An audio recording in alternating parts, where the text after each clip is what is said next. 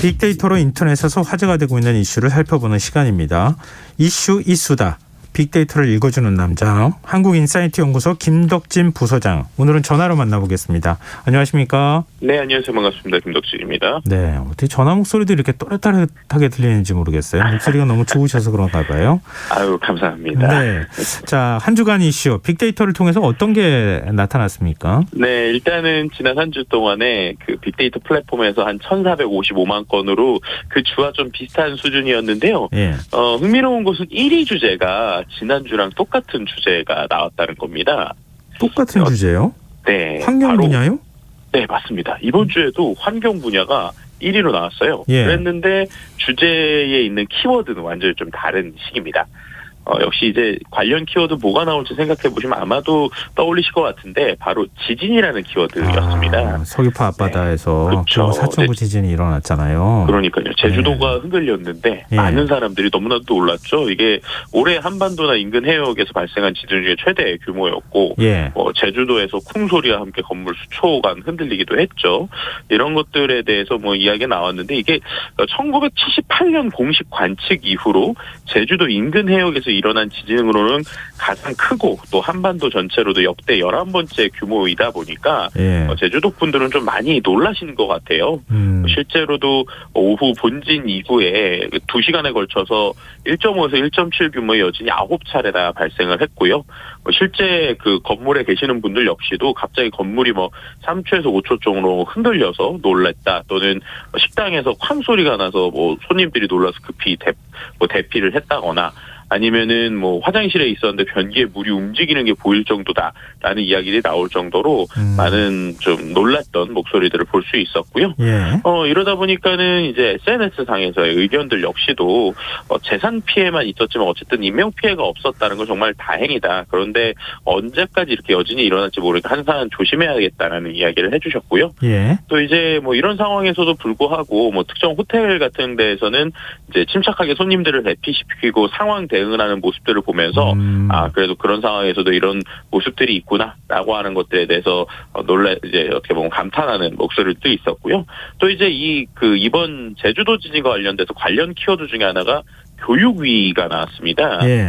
이게 뭔가 이제 살펴봤더니 제주도의회 교육위원회가 이제 최근에 이제 지진 관련 내진 보강 시설비를 43억을 이제 증액했다는 이야기고요. 원래는 1년 뒤에 있는 이야기인데 1년 앞당겨서 지금 내진 보강을 해서 43억을 증액한 것을 수정 가결을 했습니다. 그러니까 어떻게 보면은 더 이상 제주도도 이제 지진에서 안전한 곳이 아니다라고 하는 것들이 이제 이야기가 되면서 교육위에서 이렇게 증액이 됐다는 것인데요. 그만큼 확실히 이번 지진이 제주도 사시는 분들한테는 상당히 여러 가지로 생각을 좀 많이 할 수 있게 하는 또 큰 사회적인 좀 이슈가 됐다라고도 볼 수 있을 것 같습니다. 네, 이게 땅이 흔들린다는 게 사실은 그 경험하지 않으면 잘 모르는 거잖아요. 그러니까요. 예전에 일본으로 유학 간 우리나라 유학생들이 땅이 계속 흔들려가지고 몇 달을 잠도 못 자고 고생했다. 이런 얘기를 제가 들은 적이 있는데 좀 더 피해가 발생하지 않았으면 좋겠다 이런 생각이 들고요.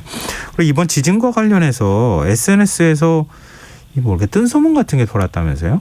네, 실제로 이제 지진이 나게 되면 당연히 지진 발생에 대한 대처법들이 온라인에서 글들이 많아요.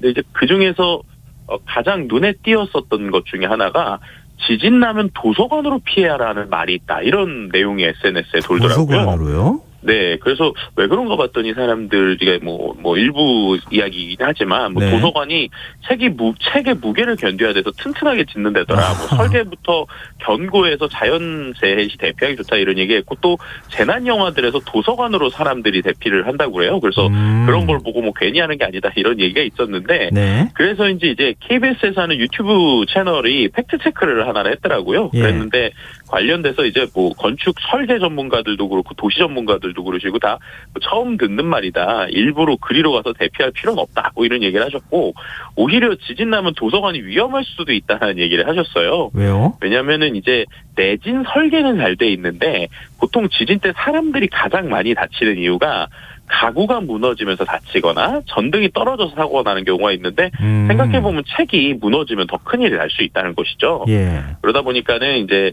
굳이 거기 이제 어떻게 보면 도서관에 찾아갈 필요는 없다라고 지금 얘기하는 것이었고요. 또 한 가지 또 SNS에서 도는 일종의 뜬소문 같은 게 지진이 났을 때 화장실로 가는 것도 좋다 뭐 이런 얘기들이 있다고 해요. 그런데 이것도 생각을 해보면 타일이 떨어질 수 있거나 아니면은 이제 칸막이 큐비컬 같은 게 더 다칠 수 있기 때문에 그냥 지진이 만약에 나게 되면 도서관 갈 필요 없고 실내에 있으면 무조건 책상 밑으로 빠르게 가는 것, 그리고 야외에 있으면 안전한 공터로 가는 게 좋다라고 하는 게 어떻게 보면은 팩트라고 볼 수 있을 것 같습니다. 이런 사실은 좀 뜬소문이 돌지 않도록 내진 설계 건물들 다 잘했으면 좋겠어요. 어디 제일 있어서. 좋은 근원적인 그렇죠, 그렇죠. 네. 자, 두 번째 순위로 올라온 주제는 뭔가요? 네, 두 번째는 연애 분야였는데요. 두 가지 키워드가 화제가 됐습니다. 첫 번째는 설강화라는 키워드고요. 실제로 18일 첫 방송을 시작한 JTBC 주말 설강화가 민주화 운동 폄훼 등의 역사 왜곡 논란에 휩싸이면서 이제 조기 종영 위기에 빠진 것이고요. 네. 국민청원 역시도 30일만을 돌파했고 또 시청자들의 항의가 거세지면서 광고사 협찬사들의 손절이 이어지다 보니까 설강화 주연인 배우 정혜인이 모델로 활동하는 치킨 브랜드도 설강화 광고를 중단하는 이런 모습들을 지금 보여주고 있고요. 네. JTBC에서는 관련돼서 아직 이제 폄훼하거나 미화하는 것은 아니다라고 해서 이후의 내용을 봐야 된다라고 얘기는 하고 있지만 어쨌든 온라인상에서 더욱 논란은 심해지고 있고요. 그래서 관련 이슈가 어떻게 될지 계속적으로 좀 이야기가 되고 있는 상황이라고 볼 수 있을 것 같습니다. 영화가 또 화제가 된다고요? 네, 또 하나의 키워드가 양도라는 키워드인데요. 예. 웬 양도라는 키워드가 나올까 봤더니 스파이더맨 관련 이야기더라고요. 예. 이번에 지금 스파이더맨이 개봉을 했는데 이른바 이제 아이맥스, 그러니까 넓고 이제 큰 사운드가 나오는 이런데 좋은 표들을 양도하거나 온라인상에서 판매하는 키워드들이 보이게 됩니다. 그 정도로 인기가 있어요? 네, 실제로 지금 또 거리두기 때문에 아시겠지만은 이제 좀 어느 정도 칸을 좀 띄워서 또 앉게 되잖아요. 예. 그러다 보니까 이게 아무래도 액션 영화다 보니까 좀 크고 좋은 관들을 또 이제 이른바 명당이라고 하는 곳들이 있는데 그런 곳들은 온라인으로 예약하기도 쉽지 않다고 그래요. 그러다 보니까 이것을 좀 미리 사서 양도하거나 판매하는 키워드도 있고요. 또 이런 게 왜 그런가 봤더니 온라인에서 이 영화를 두세 번 보는 사람들이 꽤 많이 있더라고요. 그래서 SNS에서는 약간 우스갯소리로 스파이더맨 안 본 사람 꼭 봐줘. 재밌다. 그러니까는 다른 사람들한테 봐달라고 얘기하는 일종의 팬들의 목소리들도 볼 수 있었습니다. 자, 그러면 3위 주제는 뭔가요? 네, 3위 주제는 사회 분야인데요. 주요 키워드는 유효기간이라고 하는 키워드가 먼저 나왔습니다. 방역 패스 이야기고요. 예. 어떻게 보면 이제 방역 당국이 코로나19 방역 패스에 6개월의 유효기간을 두는 방안을 지금 다음 달 3일부터 시행한다고 밝혔는데 이와 관련돼서 그럼 3차 방역과 관련된 여러 가지 이야기들이 지금 나오고 있는 상황이다라고 볼 수 있을 것 같습니다. 아무래도 지금 계속 어디를 가나 방역 패스를 찍어야 되는 상황이니까 그 유효기간에 대한 관심들이 좀 있을 것 같고요. 최초 합이라고 하는 키워드가 등장했다고요? 네, 혹시 교육 분야인데 최초 합이라는 키워드 혹시 어떤 건지 이렇게 감이 오시나요? 아니요, 요즘엔 왜 이렇게 말을 다 줄여서 무슨 의미인지 잘 모르겠어요. 네, 최초 합이요. 수능 본 친구들한테 쓰는 말인데 최초 합격이라고 하는 걸 줄여서 최초 합이라고 하더라고요. 이게 왜 그러냐면 대학교 입시에 있어서 최초 전형이 많아지면서 나오는 이야기입니다. 네. 이게 지난 목요일 12월 16일부터 해서 수시 지원 학생부 종합 전형 결과가 발표되고 있는데요. 그러다 보니까는 내가 수시로 쓴 거에 최초로 합격하는 최초 합격자들이 이제 결정이 되고 있습니다.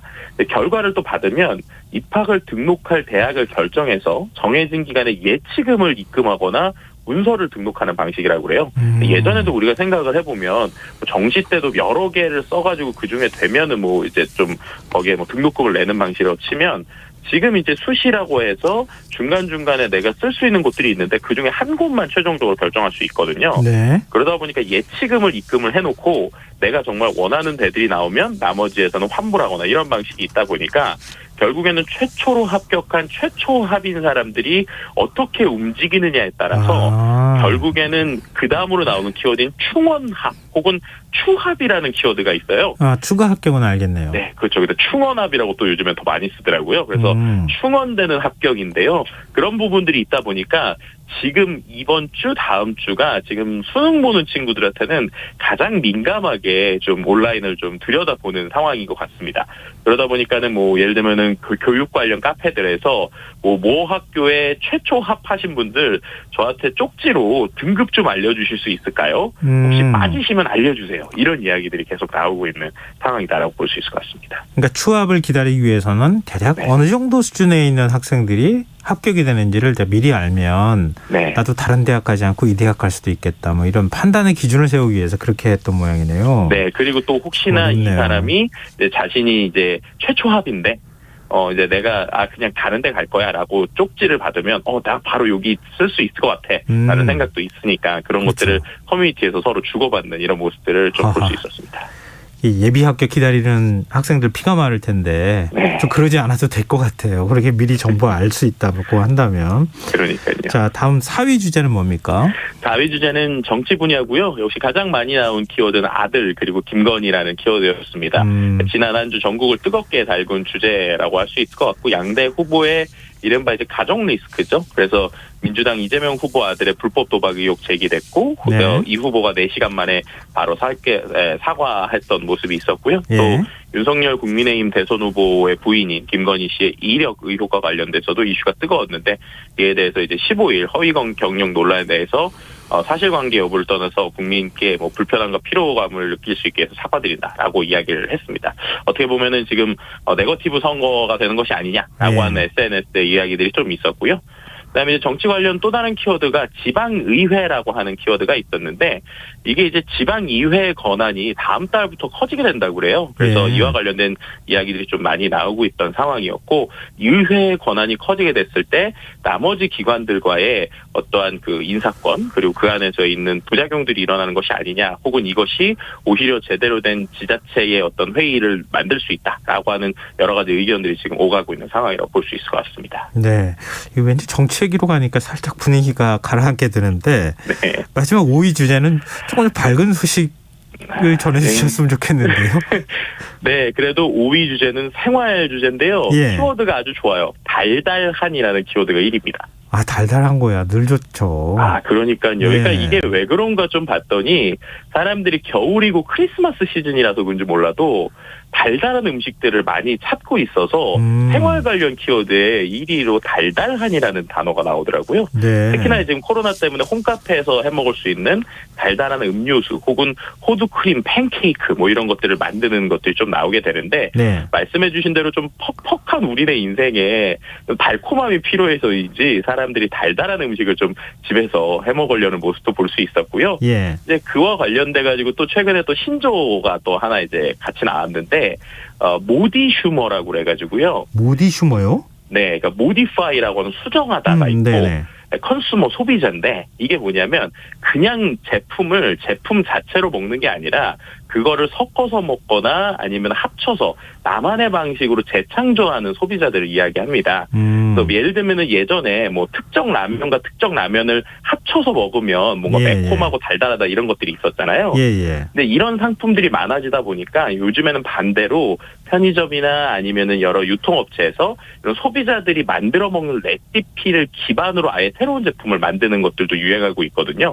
그래서 이제 먹는 즐거움과 재미를 찾기 위한 SNS에서의 이 달달함과 짭짤함을 찾는 사람들이 겨울에 더 많이 늘어나고 있는 현상들도 좀 재밌게 하나 발견할 수 있었습니다. 요즘처럼 조금 좀 답답하고 기분 우울할 때는 달달한 거 먹으면은 좀 기분이 좀 좋아지잖아요. 네, 아니면 단짠도 좋죠. 그것도 괜찮을 것 같고요. 네, 알겠습니다. 자, 오늘 이슈이수다. 한국인사이트 연구소 김덕진 부소장과 함께했습니다. 고맙습니다. 네, 감사합니다. 네, KBS 라디오 김성환의 시사야 1부 순서는 여기서 마무리하겠습니다. 전 11시 영각 2부에 다시 오겠습니다.